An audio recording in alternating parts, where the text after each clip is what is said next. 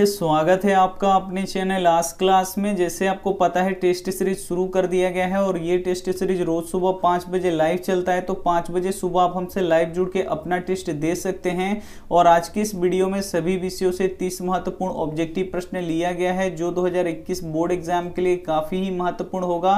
तो एक भी प्रश्न आप स्किप मत कीजिएगा। वीडियो को प्लीज आप लोग शुरू से लेके अंत तक देखिएगा। चैनल को सब्सक्राइब नहीं किए हैं तो चैनल को सब्सक्राइब कर लीजिएगा, साथ में बेल आइकन को ऑल पे दबा लीजिएगा ताकि जब भी क्लास हो तो आपके पास नोटिफिकेशन पहुंचता रहे। तो आइए शुरू करते हैं पहले नंबर प्रश्न से।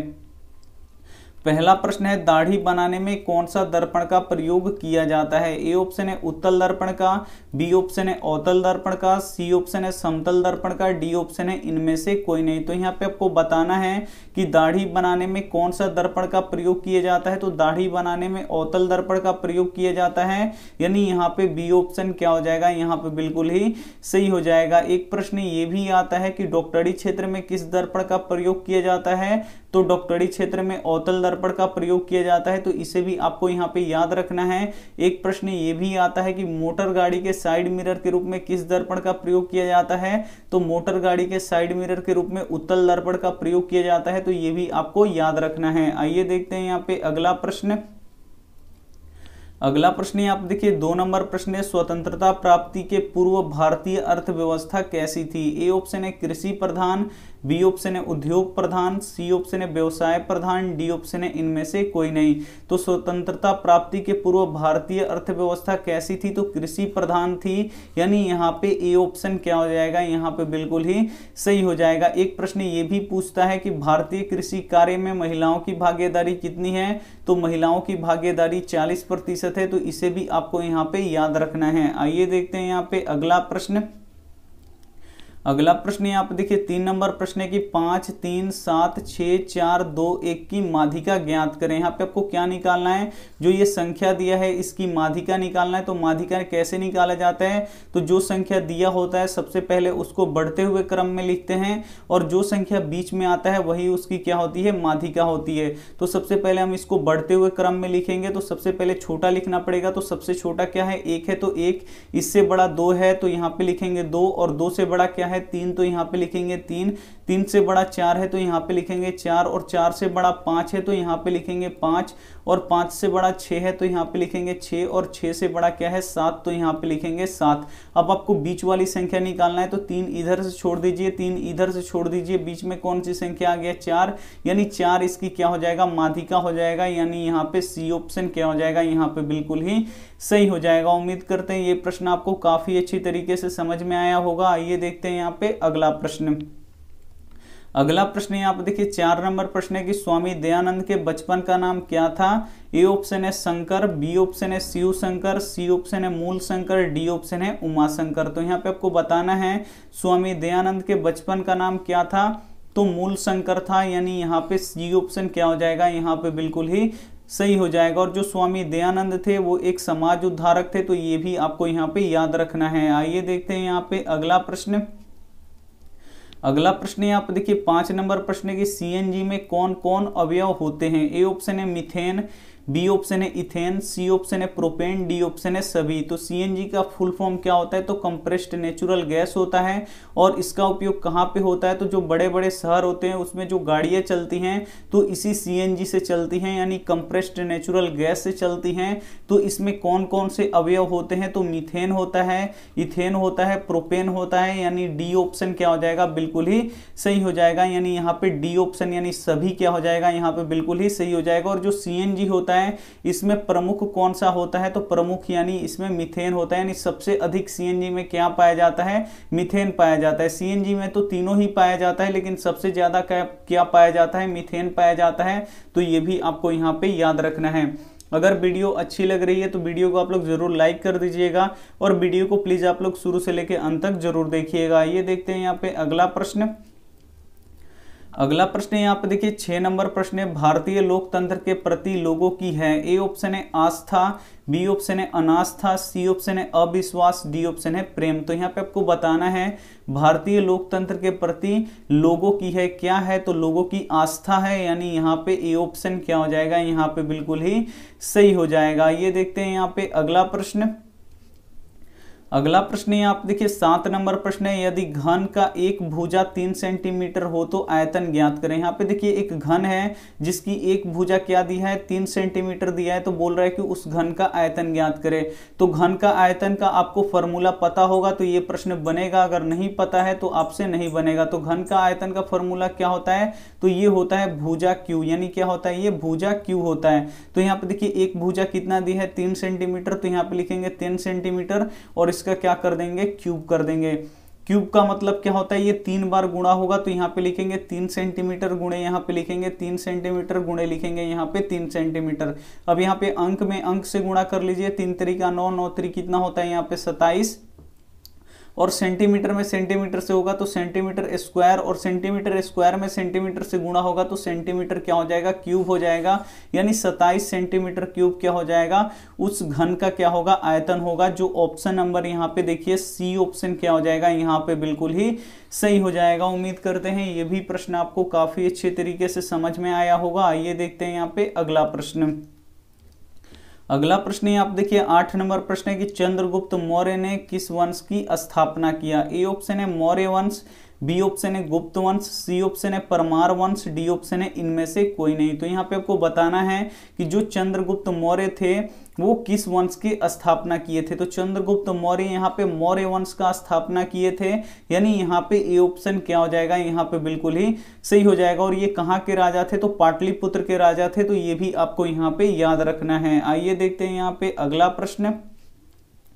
अगला प्रश्न यहाँ पे देखिए 9 नंबर प्रश्न है कि लक्ष्मण कहाँ नौकरी करता था। जो लक्ष्मण था, लक्ष्मी का पति कौन था, तो लक्ष्मण था, और ये लक्ष्मण कहाँ पे नौकरी करता था आपको बताना है। ए ऑप्शन है दिल्ली में, बी ऑप्शन है कोलकाता में, सी ऑप्शन है मुंबई में, डी ऑप्शन है पटना में। तो लक्ष्मी का पति कहाँ पे नौकरी करता था, यानी लक्ष्मण कहाँ पे नौकरी करता था, तो कोलकाता में नौकरी करता था, यानी यहाँ पे बी ऑप्शन क्या हो जाएगा, यहाँ पे बिल्कुल ही सही हो जाएगा। ये देखते हैं यहाँ पे अगला प्रश्न। अगला प्रश्न यहाँ पे देखिए 10 नंबर प्रश्न काफी ही महत्वपूर्ण है कि अंगूर में कौन सा अम्ल पाया जाता है। ए ऑप्शन है टार्टरिक अम्ल, बी ऑप्शन है ऑक्जेलिक अम्ल, सी ऑप्शन है सिट्रिक अम्ल, डी ऑप्शन है फॉर्मिक अम्ल। तो यहाँ पे आपको बताना है कि अंगूर में कौन सा अम्ल पाया जाता है। तो अंगूर में टार्टरिक अम्ल पाया जाता है, तो यहाँ पे ए ऑप्शन क्या हो जाएगा, यहाँ पे बिल्कुल ही सही हो जाएगा। और टार्टरिक अम्ल किस में पाया जाता है, तो जो इमली होता है उसमें भी टार्टरिक अम्ल पाया जाता है।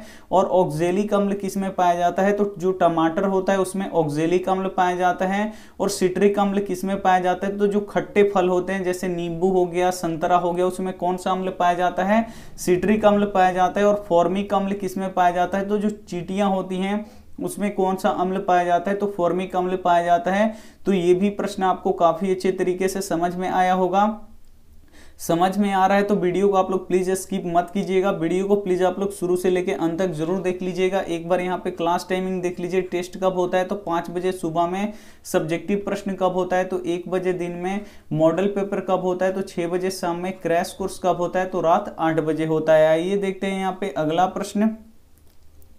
अगला प्रश्न यहाँ पे देखिए 11 नंबर प्रश्न है, नर्मदा घाटी परियोजना किससे संबंधित है। जो नर्मदा घाटी परियोजना है वो किससे संबंधित है आपको यहाँ पे बताना है। ए ऑप्शन है मरुभूमि से, बी ऑप्शन है जंगल से, सी ऑप्शन है जमीन से, डी ऑप्शन है जल से।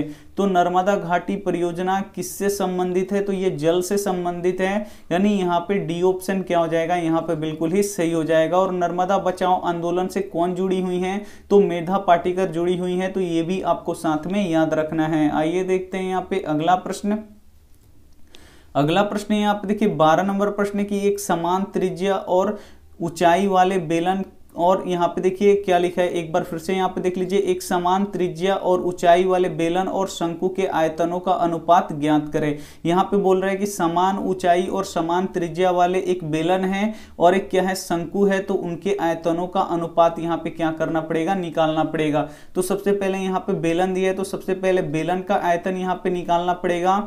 और यहाँ पे अनुपात का मतलब क्या होता है, बट्टा, और बट्टा किसका निकालना पड़ेगा, यहाँ पे शंकु का यहाँ पे क्या निकालना पड़ेगा, आयतन निकालना पड़ेगा। तो यहाँ पे देखिए बेलन का आयतन का फॉर्मूला क्या होता है, तो पाई आर स्क्वायर एच होता है, और यहाँ पे देखिए शंकु का आयतन का फॉर्मूला क्या होता है, 1/3 पाई आर स्क्वायर एच होता है। तो यहाँ पे देखिए पाई आर स्क्वायर एच से पाई आर स्क्वायर एच कट जाएगा, ऊपर क्या बचेगा 1, और बट्टा के नीचे कितना बचेगा 1/3 यहाँ पे 3। ये है मेन बट्टा, जब इसको हम तोड़ेंगे तो 1 और मेन बट्टा किस में बदल जाएगा, गुणा में, और ये नीचे वाला ऊपर चला जाएगा, ऊपर वाला नीचे, यानी 3/1 यहाँ पे 1 हो जाएगा।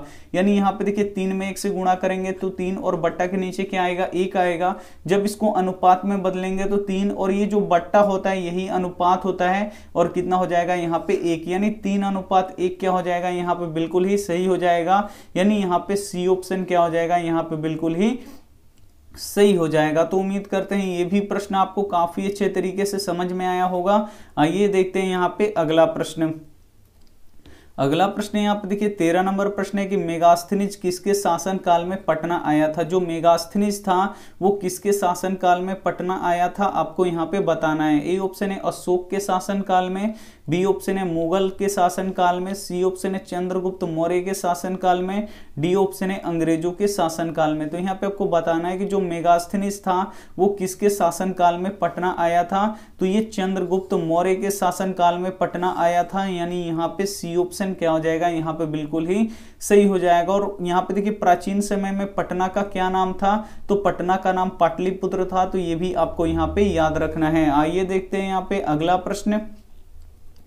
अगला प्रश्न है आप देखिए 14 नंबर प्रश्न है कि एक वृक्ष की हत्या के कवि कौन है। यहाँ पे बताना है कि जो कविता है एक वृक्ष की हत्या, उसके कवि का नाम क्या है, आपको यहाँ पे बताना है। ए ऑप्शन है कुंवर नारायण, बी ऑप्शन है प्रेमधन, सी ऑप्शन है अज्ञेय, डी ऑप्शन है नलिन बिलोचन शर्मा। तो एक वृक्ष की हत्या के कवि कौन है, तो कुंवर नारायण है, ये आपको याद रखना है। यानी यहाँ पे ए ऑप्शन क्या हो जाएगा यहाँ पे बिल्कुल ही सही हो जाएगा। काफी महत्वपूर्ण प्रश्न है, तो एक भी प्रश्न आप स्किप मत कीजिएगा। वीडियो को प्लीज आप लोग शुरू से लेके अंत तक जरूर देखिएगा। आइए देखते हैं यहाँ पे अगला प्रश्न। अगला प्रश्न यहाँ पे देखिए 15 नंबर प्रश्न है कि आभूषण बनाने वाला सोना है। यहाँ पे आपको बताना है कि जिससे आभूषण बनता है वो सोना कौन सा है। तो जो शुद्ध सोना होता है वो कितने कैरेट का होता है, 24 कैरेट का होता है। तो ये आपको यहाँ पे याद रखना है। ए ऑप्शन है 24 कैरेट, बी ऑप्शन है 22 कैरेट, सी ऑप्शन है 20 कैरेट, डी ऑप्शन है 23 कैरेट। तो यहाँ पे आपको बताना है कि आभूषण बनाने वाला सोना होता है। तो यहाँ पे देखिए जो शुद्ध सोना होता है वो कितने कैरेट का होता है, 24 कैरेट का, लेकिन ये बहुत ही मुलायम होता है, इससे यहाँ पे आभूषण नहीं बन सकता। इसीलिए यहाँ पे 22 कैरेट सोना लिया जाता है और 2 कैरेट यहाँ पे तांबा या चांदी मिलाया जाता है कठोर करने के लिए। तो जब ये कठोर हो जाता है तो अब इससे यहाँ पे आभूषण बनता है। यानी आभूषण कितने कैरेट सोने का बनता है, तो यहाँ पे 22 कैरेट सोने का यहाँ पे आभूषण बनता है। यानी यहाँ पे बी ऑप्शन क्या हो जाएगा यहाँ पे बिल्कुल ही सही हो जाएगा। ये देखते हैं यहाँ पे अगला प्रश्न। अगला प्रश्न यहाँ पे देखिए 16 नंबर प्रश्न है, भारत ने अपना संविधान को कब अपनाया। ए ऑप्शन है 15 अगस्त 1947 को, बी ऑप्शन है 26 जनवरी 1950 को, सी ऑप्शन है 24 जनवरी 1950 को, डी ऑप्शन है इनमें से कोई नहीं। तो आपको यहाँ पे बताना है कि भारत ने अपने संविधान को कब अपनाया, तो 26 जनवरी 1950 को अपनाया। यानी यहाँ पे बी ऑप्शन क्या हो जाएगा यहाँ पे बिल्कुल ही सही हो जाएगा। और ये प्रश्न काफी ही महत्वपूर्ण है आपके बोर्ड एग्जाम के लिए। आइए देखते हैं यहाँ पे अगला प्रश्न।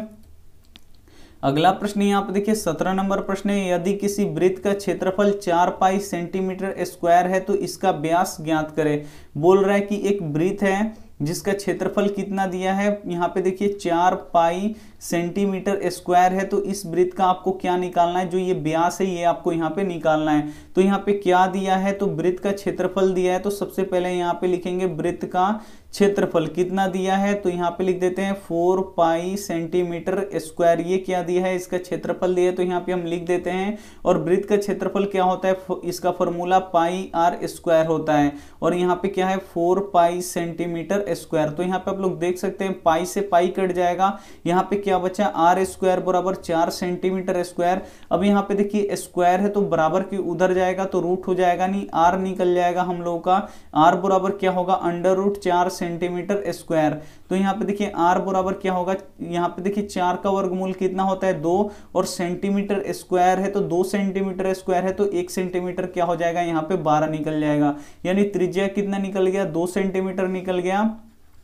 तो त्रिज्या क्या होता है, व्यास का आधा होता है, यानी ये दो मिलके कितना हो जाएगा, यानी व्यास कितना हो जाएगा, 4 हो जाएगा। अगर ऐसे नहीं समझ में आ रहा है तो यहाँ पे व्यास का फॉर्मूला होता है, व्यास का फॉर्मूला क्या होता है, 2 गुणे यहाँ पे क्या होता है त्रिज्या, तो इससे भी आप लोग यहाँ पे निकाल सकते हैं। तो यहाँ पे देखिए 2 गुणे और त्रिज्या कितना निकला है 2 सेंटीमीटर, तो यहाँ पे लिखेंगे 2 सेंटीमीटर, तो 2 दूना यहाँ पे कितना हो जाएगा 4 और सेंटीमीटर, यानी व्यास कितना निकल गया 4 सेंटीमीटर।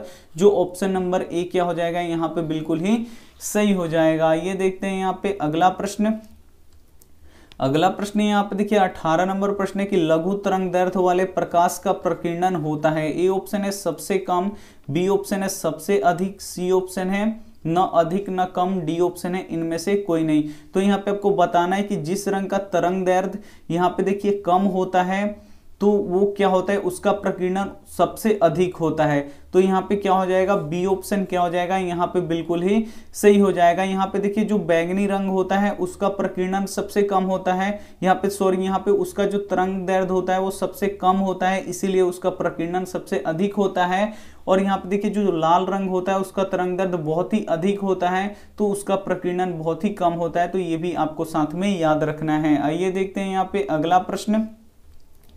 अगला प्रश्न यहाँ पे देखिए 19 नंबर प्रश्न है कि उर्वशी किसकी कृति है। यहाँ पे काफी महत्वपूर्ण प्रश्न है 19 नंबर की उर्वशी किसकी कृति है। ए ऑप्शन है प्रेमधन का, बी ऑप्शन है दिनकर का, सी ऑप्शन है पंत का, डी ऑप्शन है कुंवर नारायण का। तो यहाँ पे आपको बताना है कि जो उर्वशी है किसकी कृति है। तो उर्वशी दिनकर की कृति है, यानी यहाँ पे बी ऑप्शन क्या हो जाएगा, यहाँ पे बिल्कुल ही सही हो जाएगा। काफी महत्वपूर्ण प्रश्न है तो एक भी प्रश्न आप स्किप मत कीजिएगा। वीडियो को प्लीज आप लोग शुरू से लेके अंत तक जरूर देखिएगा। ये देखते हैं यहाँ पे अगला प्रश्न। अगला प्रश्न यहाँ पे देखिए 20 नंबर प्रश्न है कि हीरा और ग्रेफाइट में सबसे कौन विद्युत का सुचालक होता है। यहाँ पे आपको बताना है कि हीरा और ग्रेफाइट में से कौन विद्युत का सुचालक होता है। ए ऑप्शन है हीरा, बी ऑप्शन है हीरा और ग्रेफाइट दोनों, सी ऑप्शन है ग्रेफाइट, डी ऑप्शन है इनमें से कोई नहीं। तो यहाँ पे देखिए हीरा और ग्रेफाइट में विद्युत का सुचालक कौन होता है, तो ग्रेफाइट होता है, ये आपको पता होना चाहिए। यानी यहाँ पे सी ऑप्शन क्या हो जाएगा, यहाँ पे बिल्कुल ही सही हो जाएगा। और ये हीरा और ग्रेफाइट किसका अपरूप है, तो ये कार्बन का अपरूप है और दोनों ही क्या है अधातु है, तो ये भी आपको यहाँ पे याद रखना है। और जो हीरा होता है वो प्रकृति का सबसे कठोरतम पदार्थ कौन होता है, तो सबसे कठोरतम पदार्थ हीरा होता है, तो ये भी आपको साथ में याद रखना है। आइए देखते हैं यहाँ पे अगला प्रश्न। अगला प्रश्न यहाँ पे देखिए 21 नंबर प्रश्न है कि समवर्ती सूची में रखा गया है। किसको समवर्ती सूची में रखा गया है आपको यहाँ पे बताना है। ए ऑप्शन है राज्य को, बी ऑप्शन है केंद्र को, सी ऑप्शन है राज्य केंद्र दोनों को, डी ऑप्शन है इनमें से कोई नहीं। तो यहाँ पे आपको बताना है कि समवर्ती सूची में रखा गया है तो किसको, तो समवर्ती सूची में राज्य और केंद्र दोनों को रखा गया है, यानी यहाँ पे क्या हो जाएगा, सी ऑप्शन क्या हो जाएगा, यहाँ पे बिल्कुल ही सही हो जाएगा। राज्य केंद्र दोनों को ही रखा गया है समवर्ती सूची में, तो ये आपको यहाँ पे याद रखना है। आइए देखते हैं यहाँ पे अगला प्रश्न।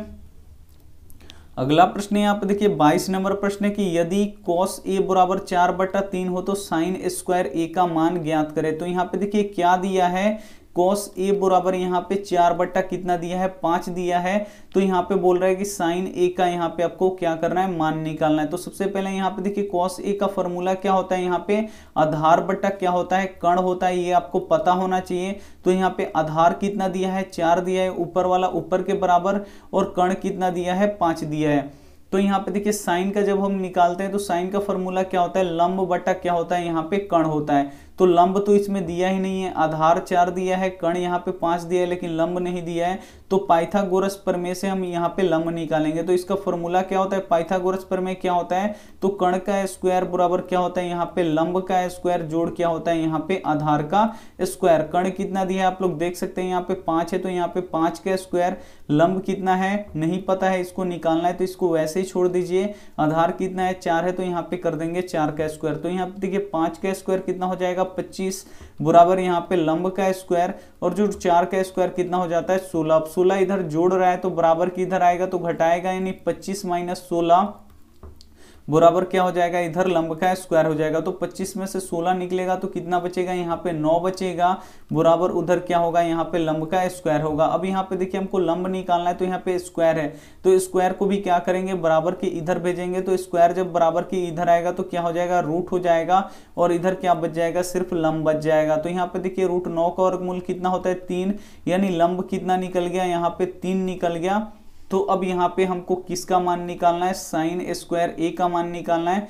तो साइन ए का फॉर्मूला क्या होता है, तो ये होता है लंब, और बट्टा क्या होता है यहाँ पे कर्ण, और इसका स्क्वायर है तो हम भी क्या कर देंगे, इसका स्क्वायर कर देंगे। लंब कितना दिया है यहाँ पे आप लोग देख सकते हैं, अभी निकाले हैं 3, तो यहाँ पे रख देंगे 3।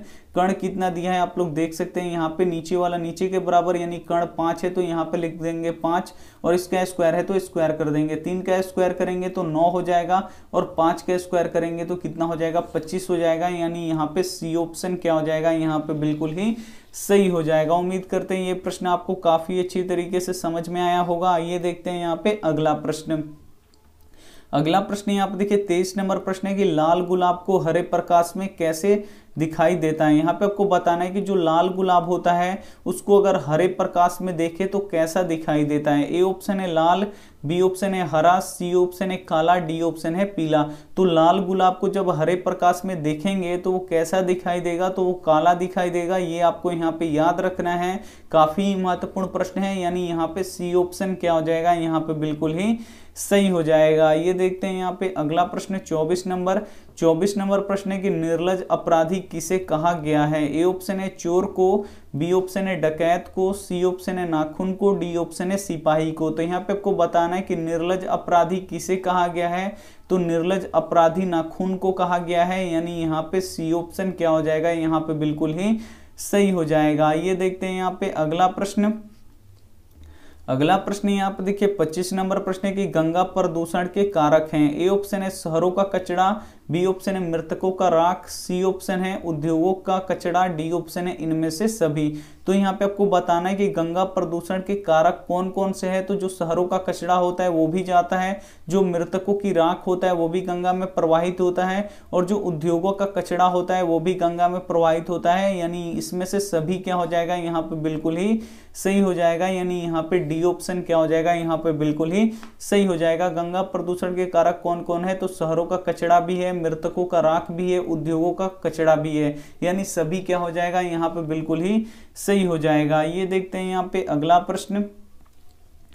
प्रश्न यहाँ पे देखिए 26 नंबर प्रश्न है कि श्रीलंका में कौन सा धर्म है। जो श्रीलंका है भारत का पड़ोसी देश, उसका यहाँ पे बताना है कि उस देश का कौन सा धर्म है श्रीलंका में, यानी कौन सा धर्म है। ए ऑप्शन है यहाँ पे बौद्ध धर्म, बी ऑप्शन है हिंदू धर्म, सी ऑप्शन है ईसाई धर्म, डी ऑप्शन है मुस्लिम धर्म। तो यहाँ पे आपको बताना है श्रीलंका में कौन सा धर्म है। तो श्रीलंका में कौन सा धर्म है, बौद्ध धर्म है। यानी यहाँ पे ए ऑप्शन क्या हो जाएगा, यहाँ पे बिल्कुल ही सही हो जाएगा। ये देखते हैं यहाँ पे अगला प्रश्न यहाँ पे देखिए 27 नंबर प्रश्न है कि बिंदु 50 कहाँ स्थित है। जो बिंदु 50 है वो कहाँ पे स्थित है। ए ऑप्शन है एक्स अक्ष पर, बी ऑप्शन है वाई अक्ष पर, सी ऑप्शन है प्रथम चतुर्थांश में, डी ऑप्शन है इनमें से कोई नहीं। तो जो यहाँ पे आपको बताना है कि जो बिंदु है यहाँ पे 50, तो एक बिंदु है जिसका निर्देशांक यहाँ पे 5 और 0 दिया है। तो जो पहला होता है वो x का मान होता है, और जो दूसरा होता है वो क्या होता है, y का मान होता है। तो यहाँ पे देखिए ये y अक्ष है और ये क्या है, x अक्ष है। y अक्ष को क्या बोलते हैं, कोटि, और x अक्ष को क्या बोलते हैं, भुज। तो इसे भी आपको यहाँ पे याद रखना है। और जहाँ पे ये दोनों रेखाएं कटती हैं उसे मूल बिंदु कहा जाता है, और मूल बिंदु का निर्देशांक कितना होता है, तो मूल बिंदु का निर्देशांक 0 0 होता है। तो ये भी आपको यहाँ पे याद रखना है। तो यहाँ पे देखिए x का मान कितना है 5, तो x का मान कितना होगा यहाँ पे 5, इधर तो माइनस में होता है, इधर ही प्लस में होता है। यानी x का मान यहाँ पे 5 और y का मान कितना है 0। यानी ये संख्या किस रेखा पे आप लोग देख सकते हैं, ये संख्या x अक्ष पे है। यानी यहाँ पे ए ऑप्शन क्या हो जाएगा, यहाँ पे बिल्कुल ही सही हो जाएगा। उम्मीद करते हैं ये भी प्रश्न आपको काफी अच्छी तरीके से समझ में आया होगा। तो समझ में आ रहा है तो प्लीज आप लोग वीडियो को लाइक भी कर दीजिए। ये देखते हैं यहाँ पे अगला प्रश्न 28 नंबर प्रश्न है कि प्लेटो का संबंध किस देश से है। जो प्लेटो है इसका संबंध किस देश से आपको बताना है। ए ऑप्शन है इटली से, बी ऑप्शन है स्पेन से, सी ऑप्शन है भारत से, डी ऑप्शन है यूनान से। तो आपको यहाँ पे बताना है कि प्लेटो का संबंध किस देश से है। तो प्लेटो का संबंध यूनान से है, यानी यहाँ पे डी ऑप्शन क्या हो जाएगा, यहाँ पे बिल्कुल ही सही हो जाएगा। ये देखते हैं यहाँ पे अगला प्रश्न। अगला प्रश्न यहाँ पे देखिए 29 नंबर प्रश्न है कि सामाजिक विभाजन का आधार नहीं है। यहाँ पे आपको बताना है कि जो सामाजिक विभाजन होता है उसका कौन आधार नहीं है। ए ऑप्शन है जाति, बी ऑप्शन है भाषा, सी ऑप्शन है मानवता, डी ऑप्शन है धर्म।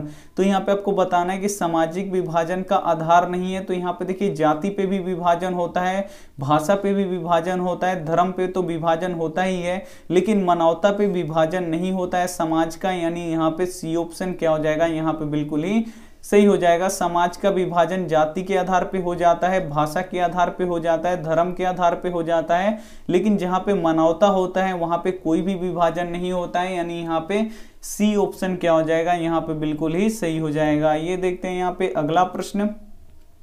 अगला प्रश्न यहाँ पे देखिए 30 नंबर प्रश्न है कि डेनमार्क को कहा जाता है। ए ऑप्शन है उद्योगों का देश, बी ऑप्शन है खनिजों का देश, सी ऑप्शन है पौनों का देश, डी ऑप्शन है जल विद्युत का देश। तो यहाँ पे आपको बताना है डेनमार्क को कहा जाता है। तो डेनमार्क को क्या कहा जाता है, पौनों का देश कहा जाता है, क्योंकि यहाँ पे पौन चक्कियां बहुत ही अधिक होती हैं, यानी यहाँ पे सी ऑप्शन क्या हो जाएगा, यहाँ पे बिल्कुल ही सही हो जाएगा। ये थे हमारे 30 महत्वपूर्ण ऑब्जेक्टिव प्रश्न। तो अपना यहाँ पे आप टेस्ट दे चुके होंगे, तो आप क्या कीजिए अपना स्कोर यहाँ पे बता दीजिए, और यहाँ पे इसमें से जो भी प्रश्न आपको याद नहीं होगा उसे आप लोग प्लीज नोटबुक पे लिख के जरूर याद कर लीजिएगा। आइए देखते हैं यहाँ पे होमवर्क प्रश्न। होमवर्क प्रश्न यहाँ पे देखिए ये भी काफी महत्वपूर्ण है कि 172 दारिश नामक सोने का सिक्का का घड़ा कहाँ मिला था। ए ऑप्शन है दिल्ली में, बी ऑप्शन है गांधीनगर में, सी ऑप्शन है वाराणसी में, डी ऑप्शन है श्रीनगर में। तो जो भी ऑप्शन आपको सही लगे वो आप हमें क्या कर दीजिएगा, कमेंट कर दीजिएगा। एक बार क्लास टाइमिंग देख लीजिए, टेस्ट कब होता है तो सुबह 5 बजे, सब्जेक्टिव प्रश्न कब होता है तो 1 बजे, दिन में मॉडल पेपर कब होता है तो 6 बजे, शाम में क्रैश कोर्स कब होता है तो रात 8 बजे होता है। तो ये 4 क्लास चलता है, तो 4 क्लास आप लोग ज्वाइन करके काफी अच्छे नंबर आप लोग ला सकते हैं। तो उम्मीद करते हैं कि आप लोग क्लास ज्वाइन कीजिएगा टाइम से। वीडियो को लाइक नहीं किए हैं तो प्लीज आप लोग वीडियो को लाइक कर दीजिए, अपने दोस्तों के पास इस वीडियो को आप लोग जरूर शेयर कीजिएगा। चैनल को सब्सक्राइब नहीं किए तो चैनल को सब्सक्राइब कर लीजिए, साथ में बेल आइकन को ऑल पे दबाना बहुत ही जरूरी है। ऑल पे नहीं दबाइएगा तो किसी भी क्लास का नोटिफिकेशन आप तक नहीं पहुंच पाएगा और आप क्लास नहीं कर पाएंगे। इसीलिए जब आप सब्सक्राइब कीजिए तो बगल में एक घंटी का निशान ऐसे बन के आता है, तो उस पे दबाइए और उस पे सबसे ऊपर ऑल लिखा होगा तो ऑल पे दबा लीजिए, ताकि जब भी क्लास हो तो आपके पास नोटिफिकेशन पहुंचता रहे। थैंक यू फॉर वॉचिंग, मिलते हैं अगले वीडियो में। तब तक अपना ध्यान रखिए, मन लगा के पढ़ाई कीजिए। Take care and bye.